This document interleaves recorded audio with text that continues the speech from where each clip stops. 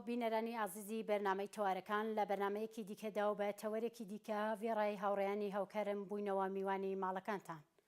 ئێستاش گوێبیستی هەواڵەکانی ئەم حوتویە دەبین و دەگەڕێینەوە لاتان.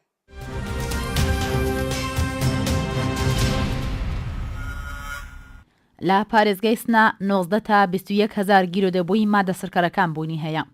بەپێی راپۆرتی هەواڵنێرە ناوخۆیەکان سەلیم کەریمی سەرۆکی شورای هەواهەنگی بربەرەکانی لەگەڵ مادە هۆشبەرەکان ڕایگەیاندووە لە کۆبوونەوەکی هەواڵدێریدا ڕێژەی گیرۆدەبووانی مادە سرکەرەکان لە پارێزگای سنا 19 تا 21,000 کەس بەراورد دەکرێت کە لەو ڕێژەیە 95 لە ژنن. هەروەها ڕوونی کردوێتەوە کە گەشەی نەرمی گیرۆدەبوون بە مادەی سەرکەری سەنعەتی لە ناو ژنان لە پیاوان زۆرترە. ئەو لە کۆتاییدا ئاماژەی بە هەلومەرجی بنەماڵە گیرۆدەبووان کردووەتی 55% بنەماڵەکان ئاگاداری گیرۆدەبوونی منداڵەکانە نین و ئەوەش بۆتە هۆی گەشەکردنی ئەو خەسارە کۆمەڵایەتیە. قسەکانی مەرپرسە سەبارەت بە بەرزبوونەوەی ڕێژەی گیرۆدەبووانی ژن بە مادە سرکەرەکان پاش ئەوە دێت کە عەبدوڵڕەزا ڕەحمانی وەزیری ناوخۆ چەند ڕۆژ لەوە پێش باسی لەبوونی 1,350,000 گیرۆدەبوو بە مادە هۆشبەرەکان لە ئێران کردووە.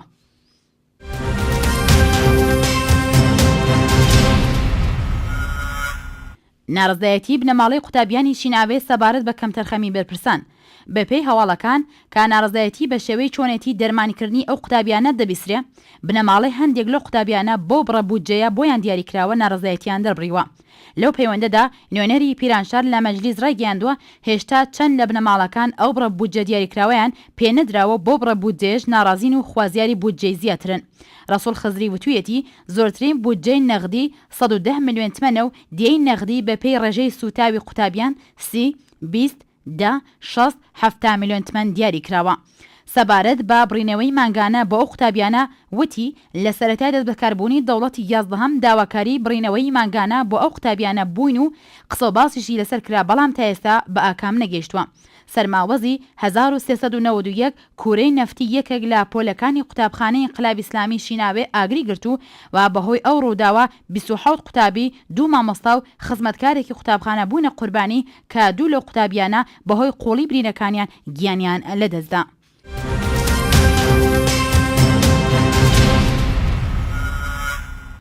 بەرهەمی 2 شێوەکاری کوردستانی ڕۆژهەڵات لە سلێمانی نمایشکران. بەپێی هەواڵێک کە با پەیامنێر گەیشتووە لە شاری سلێمانی و لە ڕێکەوتی 29 جۆزەردان پێشانگایەکی شێوەکاری بۆ 2 شێوەکاری ڕۆژهەڵاتی کوردستان کرایەوە بەرهەمەکانیان خرایە بەردیدی خوازیارانی هونەری شێوەکاری. پێشانگاکە لەلایەن دەستگای ڕۆشنبیری جەماڵ عێرفان بۆ هەردوو شێوەکار ڕزگار ناسری و پێگا میرزایی کرایەوە. ئەم پێشانگایە لە هۆڵی مۆزەخانەی نیشتمانی ئەمنە سوورەکە کرایەوە و تێیدا ئەزموونی هونەری ئەو 2 شێوەکارە خرانە ڕوو. دەستگای ڕۆشنبیری جەماڵ عێرفان دەستگایەکی ڕۆشنبیری و هونەریە چالاکیەکانی زیاتر لە بواری هونەری شێوەکاری و چاپکردنی پەرتواکدایە.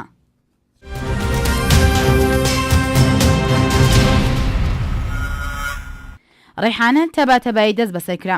بەپێی هەواڵنەری هێرانە ڕۆژی شەممە 30 جۆزەردان ڕێحانە تەباتەبایی ڕۆژنامەنووس کە بە تۆمەتی پرۆپاگەندا دژی نظام بۆ داسەرای ئەڤین بانکرابوو ڕاستەوخۆ بۆ زیندانی ئەڤین گوازرایەوە. ئەم ڕۆژنامەنووسە بەهۆی ئەوەی پێشووتر حکمی 2 ساڵ زیندانی بۆ بڕابەوە ڕاپێکی زیندان کراوە. جێگای ئاماژەیە ناوبراو پێشووتر لە گۆڤارەکانی چلچراغ و ئێرانی فەردا هەواڵنەری سینا ڕۆژنامەکانی فەرێختەکان کەلیمەی سەبز بەهار و شەرق چالاکی کردووە. ئەم ڕۆژنامەنووسە ژنە لە کاتێکدا دەستبەسەرکراوە کە سەبا ئازەرپێکی ڕۆژنامەنووس ماوەی 25 ڕۆژە لە دەستبەسەرکردنی تێدەپەڕە و هێشتاکە هیچ هەواڵ زانیارێک لە چارەنووسی لە بەردەستانیە. پارێزەری سەبا ئازەرپێک ڕایگەیاندووە لقی 2 دادسەرای فەرهەنگی و ڕاگەیاندن تاوانی ناوبراوی چالاکی تەبلیغی بادژی نظام ڕاگەیاندووە. ئەو پارێزەرە هەروەها لە درێژەدا وتوویەتی لەگەڵ ئەوەی چوومەتە دادگا بە مەبەستی پارێزەری لە ناوبراو و ئەستۆ گرتووە و هاوکات لەگەڵ ئەوەش فۆرمی ڕەزامەندیشم بۆ سەبا ناردووە بەڵام تا ئێستاکە بەرپرسان ڕێگر بوون لەوەی کە ڕاستەوخۆ چاوم بە سەبا بکەوێت.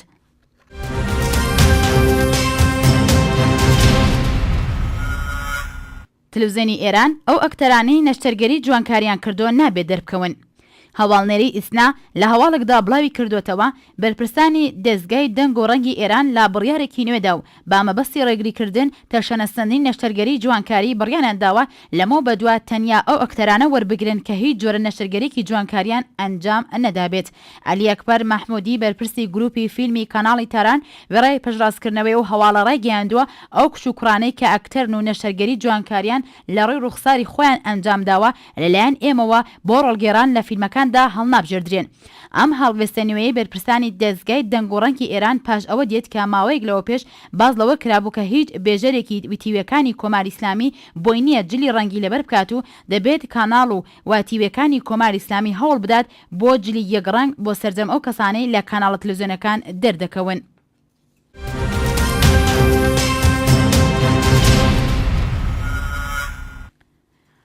تەمەنی لەشفرۆشی لە ئێران گەیشتە 15 ساڵ.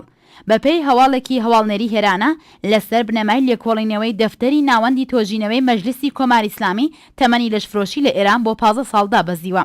دابەزینی تەمەنی ئەم دیاردەیە بۆ 15 ساڵ لە حاڵێکدایە کە ڕۆژنامەی شەرق بڵاوی کردوێتەوە لێدەیەکانی 56 هەتاویدا تەمەنی ئەم دیاردەیە 30 ساڵ ڕاگەیەندراوە. بەپێی سەرچاوەکان شارەکانی تاران و مەشهەد لە چاو شارەکانی دیکە زیاترین ڕێژەی ژنانی لەشفرۆشیان لێکۆبووەتەوە. هەر لەم پەیوەندێدا حەبیبەڵڵا مەسعودی فەرید بەڕێوەبەری گشتی کاروباری زیان لێکەوتوانی کۆمەڵایەتی لە ڕێکخراوی بەهزیستی ئێران ڕایگەیاندووە ژمارەیەک لە لەشفرۆشان نەتەنیا بەهۆی هەژاری بەڵکو بە مەبەستی وەدەستێنانی داهاتی زیاتر ڕویان لەم کارە کردووە و ئەوەشی وەک زەنگێکی مەترسیدار بۆ کۆمەلگای ئێران وەسف کردووە.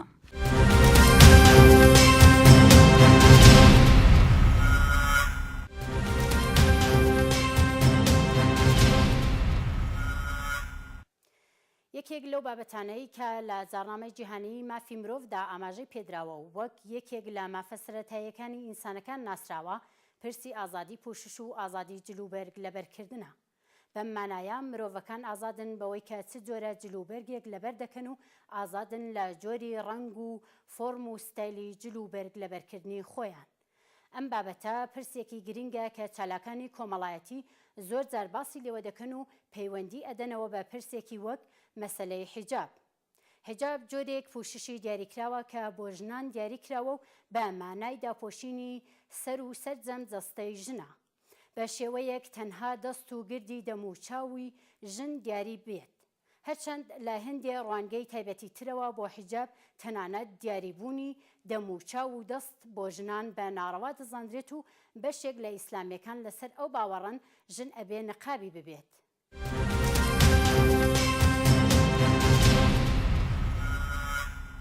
ئەگەر لە ڕوانگەی ئازادی پوششەوە بۆ ئەم پرسە بڕوانین ئەمە مافی ژنە بەوەی کە حیجابی ببێت یا نەبێت. بۆ ئەو کەسەی وەک خۆی جۆرێکی تایبەتی پۆشش هەڵدەبژێرێت کە پێی ئەوترێت حیجاب ئەمە شتێکی ڕەوایە. بەڵام چالاکانی کۆمەڵایەتی بوونی حیجابی زۆرەملەیە بە زۆر وەک ئەوەی لە ئێستای ئێران و بەشێک لە وڵاتانی ئیسلامیدا هەیە بە ناڕەوا ئازانن.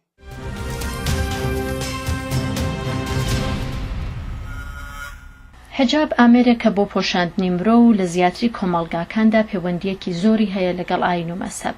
هەرچەند حجاب پێش لە ئاینە ئیبراهیمیەکانیش بووە بەڵام بەهۆی ئەوەی کە ئاین پیاو سالاری هێز و کۆنتڕۆڵ پەیوەندیەکی نزیکیان هەیە حجاب بووە بە دیاردەیەکی گرنگ بە تایبەت لە ئاینی ئیسلامدا.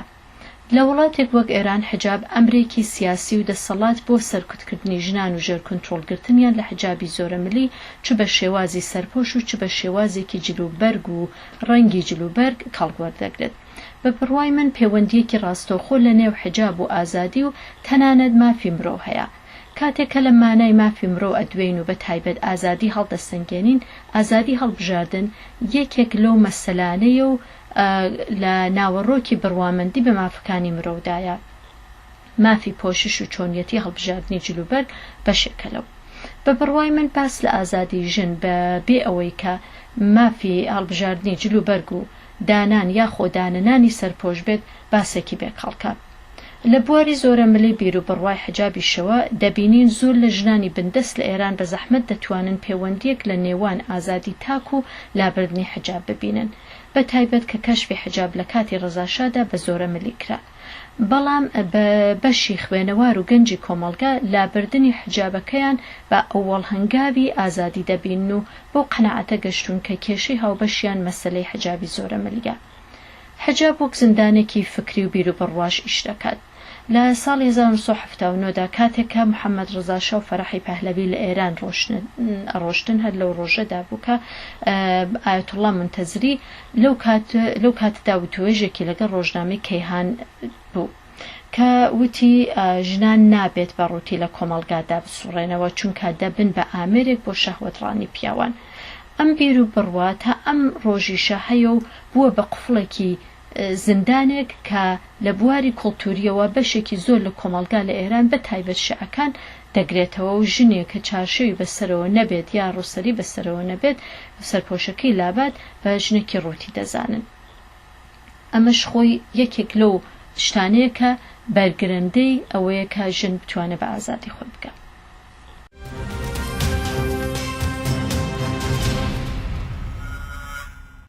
ماوەیەک لەمە پێش کچە ڕۆژنامەنووسێکی ئێرانی بە ناو مەسی عەلی نژاد وێنەیەکی لەسەر فەیسبووکەکەی خۆی دانابوو. لەو وێنەیەدا مەسی ئەو کاتێک کە لە ئێران بوو بێ لە چک سەیارەی لێخڕیوە. لەوانەیە کاتێک ئەو وێنەی داناوە هەرگیز بیری نەکردوێتەوە لەوەی کە ئەو کارەی ببێتە هۆی دەستپێکی بزوتنەوەیەکی گەورەی مەدەنی کە هەواڵەکەی لە تەواوی ئێران بە خێرایی زۆر بڵاو بێتەوە. دوابەدوای ئەم حرەکەتە لە تۆڕی کۆمەڵایەتی فەیسبووک پیجێکی دروست کرد بە ناوی ئازادی یەواشەکی. لە دوای 20 ڕۆژ 350,000 کەس بوون بە هاوڕێی و زۆرێک لەوانە لە شوێنە جیاجەکانی ئێران وێنەی خۆیانیان بێ لە چک گرتو و بڵاویان کردوێتەوە. بۆچی ئەم کردەوەیە و پشتیوانی ژنانی ئێران و بەشداریان لەم کەمپەینەدا ناوی بوو بە کەمپەینی ئازادی یەواشەکی؟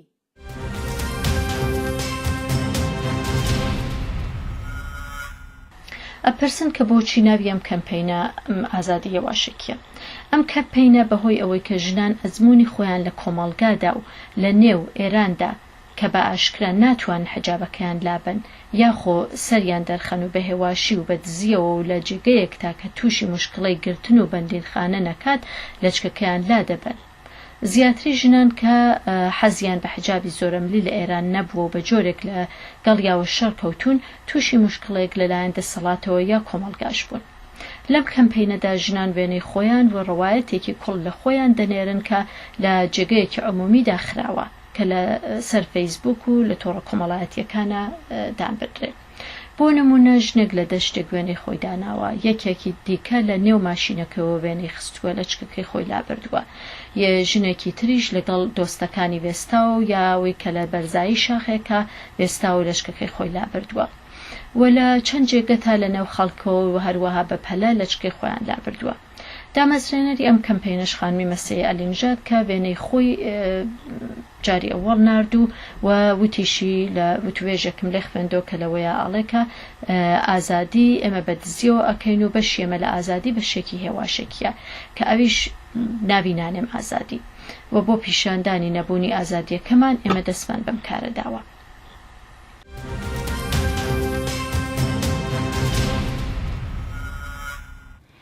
چ لە ئێران و چ لە کوردستان ژنان بەشداری بزوتنەوە کۆمەڵایەتیەکان بوون و کاریگەری خۆیان لەسەر بزوتنەوەکان داناوە.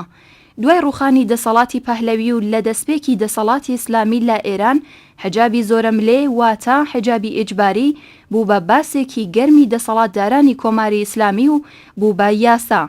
هەرچەند لە 1 مارس دوای هاتنە سەرکاری کۆماری ئیسلامی بە بەشداری دەیان هەزار ژن ناڕەزایەتی خۆیان بۆ حجابی ئیجباری دەربڕی، بەڵام هەر لە سەرەتای دەستپێکی دەسەڵاتی کۆماری ئیسلامی لە ڕێگەی سەرکوت و بێڕێزیکردن و توندوتیژی و دواتر پڕۆپاگەندەکردن بۆ حجابی ئیسلامی توانیان بە زۆر کۆمەڵگا ڕەشپۆش بکەن.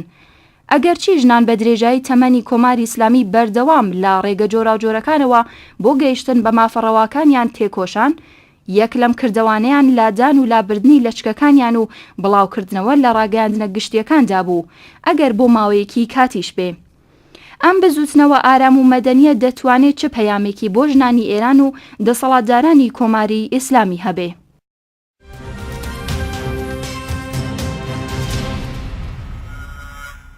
بە بڕوای من ئەم شێوازە کەمپین ڕێخستنەوە و خۆپیشاندانێکی گەورە بە شێوازێکی ڤیرچوال کە نەوع و فورمێکە لە نافەرمانی مەدەنی وا نەزانم هیچ شتێکی دیکە بە باشی ئەو وێنانە بتوانێت بیستی زیاتر لە 9 ملیۆن ژن و پیاوکە واژۆی ئەو کەمپینیان کردووە و ئەو ژنانی وابێنەیان ناردووە کە بڵاو بکرێتەوە پیشان بدات کاتێک کە ئەو بڕوامەندی بە ئازادی و مافی بڕیاردان بۆ جلوبەرگ و سەرپۆش ئاشکرا بێت نەبوونی ئازادی بە چاڵش دەکێشرێت و بە هەمووان دەڵێت بەشی ئێمە لە ئازادی ئەمەیە و تەنانەت بۆ ئەو کاتە کەما کە لەج کەمان لەسەر لا دەبین ئەشی خۆمان پشارینەوە کەڵکێکی تری ئەم کارە ئەوەیە کە ژنان بزانن کە بێ ئەوەی کە مەجبور بن لە جێگەیەکدا کۆب بنەوە خۆپیشاندان بکەن و بگیرێن و زندان بکرێن و دەستێژیان پێ بکرێت ناڕزایەتی خۆیان بە شێوەیەکی مەدەنی دەرببڕن و لە تۆڕە کۆمەڵایەتیەکانی شابڵاوی بکەنەوە.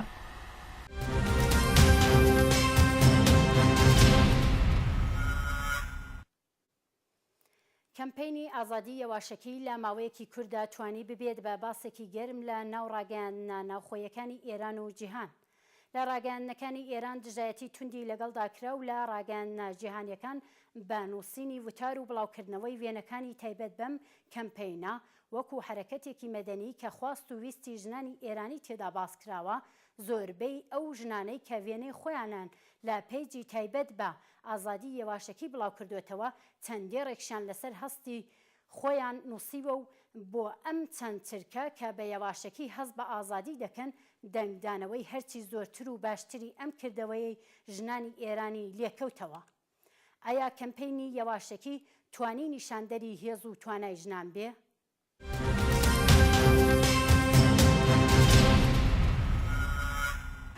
ئەپرسن کە ئایا دەنگدانەوەی ئازادی یەواشەکی لە ڕاگەیاندنی جیهانیەکان دەتوانێت دەستکەوتێکی بێت و یەکێک لەو دەستکەوتانە بۆ ئەم کەمپینە ئەوەیە کە ڕاکێشانی سەرنجی جیهانیەکانە. ئەمە کارێکی هاوبەشە و ئەوە لە مانگی ڕابردووشە زۆر لە ڕۆژنامە و گۆڤارەکانە لە بە زمانهای جۆرواجۆرک و ئینگلیسی و دانمارکی ئەوانە لەسەر ئەم هەڵمەتە قسەیان کردووە و شتیشیان نووسیوە. لە دنیای تەکنۆلۆژیدا ناتوانین کەڵک لە تەکنۆلۆژی و تۆری کۆمەڵایەتی نەگرین. خۆپیشاندانی سەدان ژن و دەرخستنی هەستی ئازادی خوازی ئەوان توانایی بزوتنەوەی ژنانی ئێران پیشانەدا.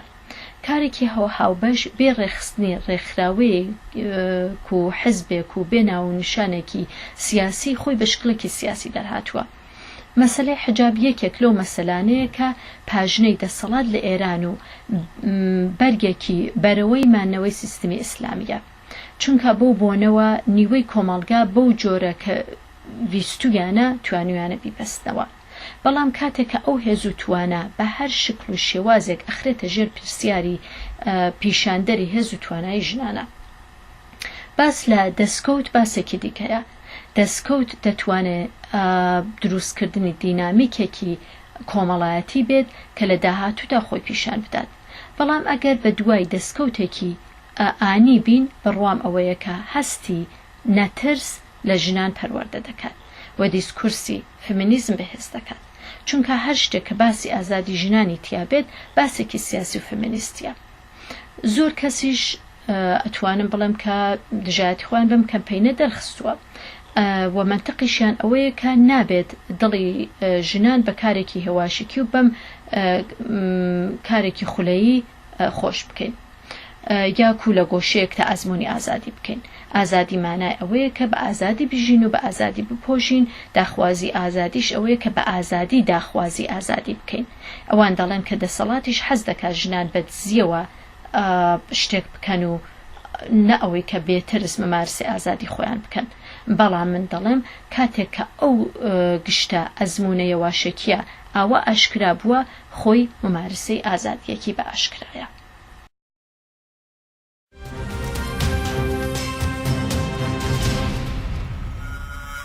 بینەرانی بەڕێزی بەرنامەی تەوارەکان ئەوەی لە ماوەی ڕابردوودا پێشکەشتان کرا بەرنمەیەک بوو دەربارەی حیجاب و ئازادی یەواشەکی ژنان لە ئێران. خۆشەویستان بەم شێوەیە گەیشتینە کۆتایی ئەم بەرنمەیەمان تا بەرنمەیەکی تر و حەوتویەکی تر بژین بە شادی و سەربەرزی.